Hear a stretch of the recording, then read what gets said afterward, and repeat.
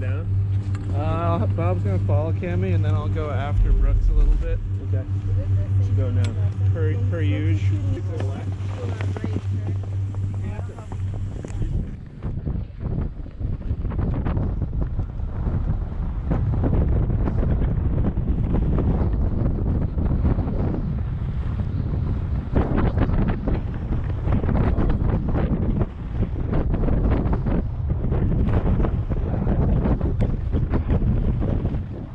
Hey skiers, I'm Jeff from SkiEssentials.com. We're here today to talk about the 2020 Rossignol Black Ops 98. Unfortunately, I don't have the ski with me today. We had a demo pair that was kicking around. We luckily had it most of the season this past year. We had it again at our 2020 ski test, so plenty of chances to ski it, and we'll have it available for sale soon.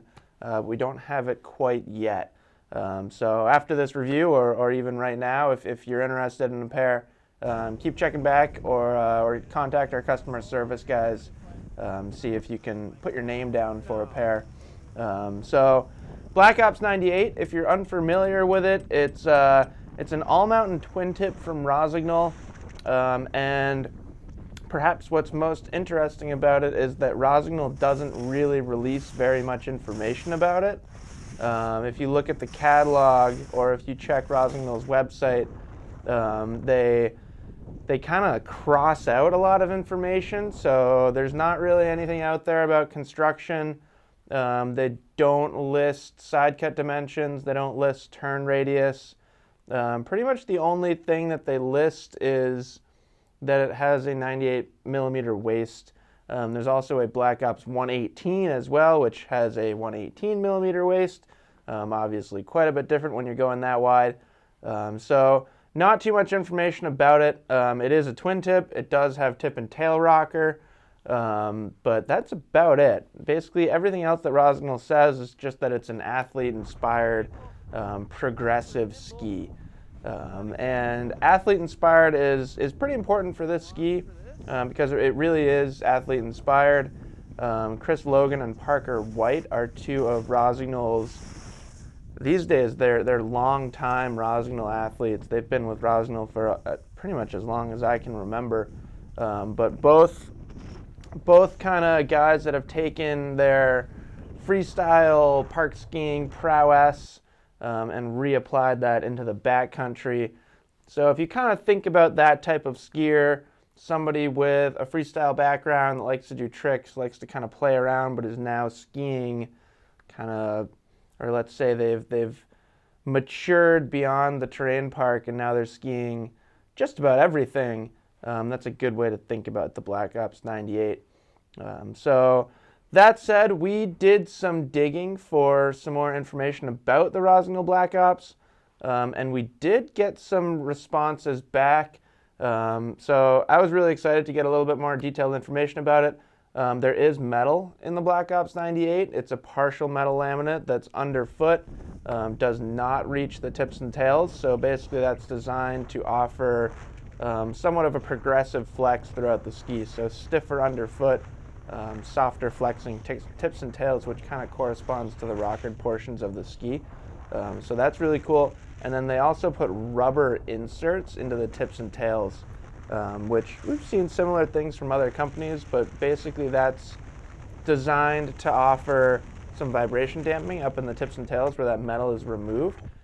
So you're not getting like super chattery tips and tails. So really cool that we got that information. A big range in widths, a big range in lengths available. They go by 10. I think it's everywhere from 162 to 192 in the Black Ops 98, so a big range in lengths. And it's just a really, really fun ski. For me, the highlight of the Black Ops 98 is the way that it blends stability and power with maneuverability. So when you have it on edge, say you're on a groomer and you're just laying down some carving turns, which it does really well. It definitely has a preference for longer carving turns, so that turn radius is likely pretty long. I would guess at least 20 meters. So when you're in a carving turn, when you have the ski on edge, It really feels very stable, pretty powerful. It kind of has that tank-like feel where it feels like it picks up a lot of momentum. Variability in the snow conditions. Say you hit some choppy snow on a groomer, it just plows right through it. You can feel the softer tips and tails, but you can still really step on the ski and give it a lot of power on a groomer. It doesn't feel outrageously responsive out of a turn. It's more damp, composed, but still feels quite powerful on a groomer. Something I said in the written portion of the article, which I definitely think is true and something to consider, is it's fairly hard to get the ski to flex into a shorter radius carving turn. But on the other hand, it's extremely easy to release the tail edge and get the ski to smear. And I think that's definitely the intended use of the ski.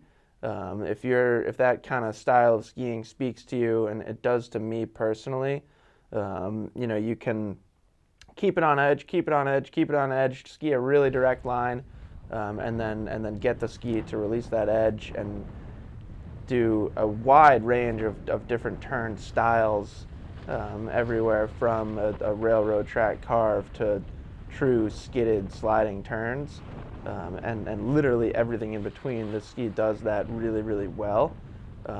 It's still not light and it's not quick. So, say you're maneuvering it through really tight trees, it does that well, but it's a little bit more fatiguing than some of the lighter, snappier, similar twin tips on the market, which there are a lot more of than these heavier, powerful, damp twin tips. So I really like that Rossignol is kind of providing a slightly different feel in a twin tip ski than most. So yeah, phenomenal both on groomers and off groomers. Definitely a heavier, more stable, damp, quiet feel, which kind of carries over. I think it's important to talk about terrain park performance with a ski like this. So if you're, so I use myself as example. 33 years old now, but have a pretty significant terrain park background. And a ski like this really feels perfect. It still lets me go into the terrain park and do tricks. It's not like really trickable is a word that I usually use to describe features, whether they're easy to do tricks on or not. But I think in this application, it's a good way to describe the ski. It's not super trickable. So if you're trying to do like a lot of spins or a lot of switch ups or really technical tricks, lighter twin tips make it easier. But it's still really fun in the park. You could still, jump tricks, and kind of some smoother, more mellow rail tricks is how I think about the Black Ops 98, which is pretty much how I want to ski park now that I'm getting older, at least for older relative to the park skiing community. I'm much less likely to do something crazy and super spinny and really technical. So a ski like the Black Ops 98 is great because I can ski park on it, but then I can also ski the rest of the mountain and ski pretty darn aggressively. So really cool ski. I think a lot of different people can enjoy it. Definitely somebody like myself, if you're somebody who liked skiing in the park and now you still like that. You still like that kind of skiing, but you're not doing it as much, or maybe you're not doing it at as high of a level, or just with a slightly different style. I think it's great for that. But it's also really good for somebody who maybe you don't ski park at all, but you value stability, but you don't want a ski that's mostly camber, that's really stiff from full tip to tail. So like, we could even compare it to like an Experience 94 from Rossignol. Slightly different widths there, but pretty close. I think close enough to compare the skis.